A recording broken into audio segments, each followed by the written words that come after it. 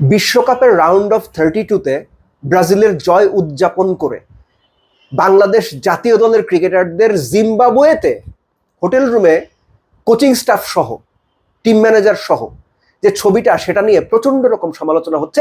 একটাই কারণ, যে পরের দিন বাংলাদেশের খেলা, বেটা তোরা টেস্ট হাইরে যাচ্ছিস, অত রাত্রিতে, গভীর রাত্রিতে খেলা তাদের দেখতে হয়েছে এবং সেই খেলা দেখে আবার সোশ্যাল সাইটে পোস্টও করতে হয়েছে। এটা নিয়ে প্রচুর সমালোচনা হচ্ছে, প্রচুর কথা হচ্ছে। সমালোচনাটা কেন হচ্ছে? তারা কি খুব বেশি অন্যায় করেছেন? এটা নিয়ে আলোচনা হওয়া জরুরি।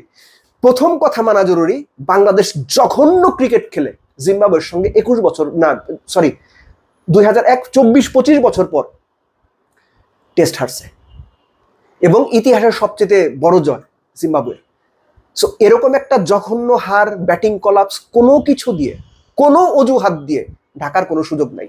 এবং একই সঙ্গে বাংলাদেশের ব্যাটিং কলাপস নতুন কিছু না। কখনো লিটন 100 করে বাঁচিয়ে দেন, কখনো লিটন মিরাজ জুটি হিসেবে বাঁচিয়ে দেন, কখনো মিরাজ বাঁচিয়ে দেন। সবসময় বলেছি টেস্টের মিরাজ দুর্দান্ত, সামটাইমস মুশফিক। কিন্তু বাংলাদেশের ব্যাটিং অর্ডারের যে কলাপস, হুট করে 40 রানে 4 উইকেট নাই, হুট করে 60 রানের মধ্যে 4 উইকেট নাই, হুট করে 30 রানের মধ্যে 3 উইকেট নাই, এটা হচ্ছে, নিয়মিত হচ্ছে। কি কারণ সেটা তারা ভালো জানেন।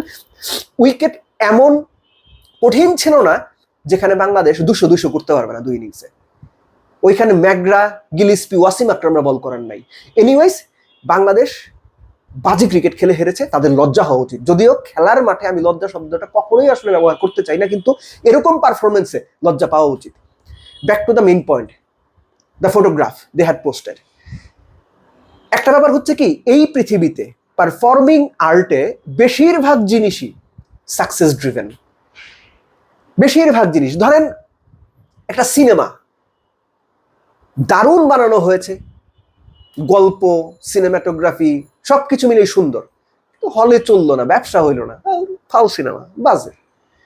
সো পারফর্মিং আর্টের এটার একটা সমস্যা। বাংলাদেশ যদি জিম্বাবুয়েকে ডমিনেটিং পারফরমেন্স করে এই টেস্টটা জিততো, ওই ছবি নিয়ে কোনো কথা হইতো না। ওই ছবি নিয়ে এত বেশি কথার কারণ কি জানেন? যেটা আগে বললাম আমি, বাংলাদেশ খুব বাজে ক্রিকেট খেলে ম্যাচ হেরেছে। আপনার কি মনে হয় বাংলাদেশের ক্রিকেটাররা সবাই ম্যাচের আগের দিন রাত 7টার সময় ডিনার করে 8:30টার মধ্যে ঘুমায় পড়ে? সবাই? এটা আপনার মনে হয় বিশ্বাস করে? নিজের অভিজ্ঞতা, পরের দিন ম্যাচ, বাংলাদেশের প্লেয়াররা রাত্রি 2টা-3টা পর্যন্ত অনলাইনে থাকে, চ্যাট করে, বিভিন্ন তার পরিবার, বন্ধু, আত্মীয় স্বজন। এটা হয়তো তাদের অভ্যস্ততা। আপনি ছবি দেখছেন, এখন বাংলাদেশ হেরে গেছে, আপনার মনে হচ্ছে বিরাট অন্যায় তারা করে ফেলছে। That has become a part of their lifestyle. তারা এইটাতে অভ্যস্ত। সাকসেস পাই নাই দেখে আলোচনা হচ্ছে, সমালোচনা হচ্ছে, কিন্তু এটা কি উচিত? আমি ক্রিকেট যতটুকু বুঝি, আমার মনে হয় এটা উচিত না। আপনি রাত্রি 12টা, 1টা, 2টা পর্যন্ত জেগে থাকবেন, পরের দিন সকালে ম্যাচ খেলতে যাবেন, আপনার উপর ইম্প্যাক্ট হবেই। কেননা এই ধরনের ফিজিক্যাল অ্যাবিলিটি প্রুফ করতে হয় এই ধরনের স্পোর্টসে রেস্ট, ফুডিং সবকিছু খুব জরুরি, এবং রাতের ঘুমটা তো আরো বেশি জরুরি।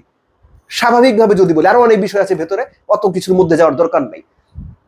যেটা হচ্ছে যে বাংলাদেশ যদি এই ম্যাচটা জিততো, ওই ছবি নিয়ে খুব বেশি কথা হইতো না, বরং ওই ছবি সেলিব্রেট করা হইতো। যারা ব্রাজিলের সাপোর্টার, তারা ওই ছবিটা সেলিব্রেট করতেন। এই কমিউনিটি, মানে ক্রিকেট কমিউনিটিতেই অনেক সময় অনেকের কাছে আমি আলোচনা শুনেছি, এই বেটা জানোস হেইডেন রাতভর পার্টি করে পরের দিন সকালে যে 100 করছে। ওই যে পার্টি করার ব্যাপারটা ঢেকে গেছে সকালবেলার 100-এ। কেন? পারফর্মিং আর্ট বেশিরভাগ সময়, যেটা আগে বলছিলাম, সাকসেস ড্রিভেন। রোনালদিনিও সারা রাত বারে পার্টি করছে, 3 গার্লফ্রেন্ড নিয়ে ঘুরছে সারা রাত, সকালবেলা বা দুপুরবেলা ম্যাচ আইসা 2 গোল করে দিয়েছে, হ্যাটট্রিক করে দিয়েছে, ঢেকে গেছে। বাংলাদেশ যদি জিততো, এটা নিয়ে কথা হইতো না।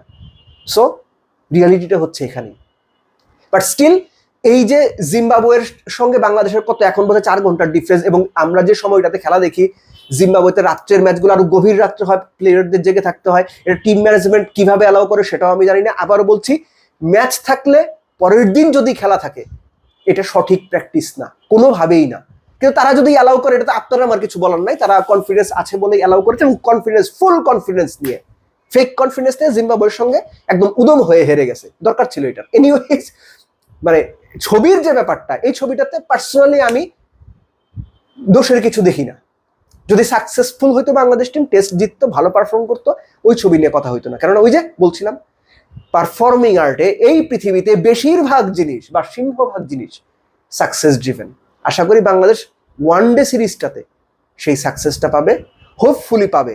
যদি না পায় তাহলে আবারও হয়তো এরকম কোনো আলোচনা, আবারও হয়তো কোনো বিশ্বকাপের ছবি, ও বাংলাদেশের প্লেয়াররা আর বোধ হয় বিশ্বকাপ সবাই একসঙ্গে দেখতেছে, কোনো ম্যাচ দেখতেছে, আর্জেন্টিনা ব্রাজিল, এরকম ছবি মনে হয় না আর পোস্ট করবে। যদি পোস্ট করে তাহলে সবাই মিলে তালি দিয়ে দিন।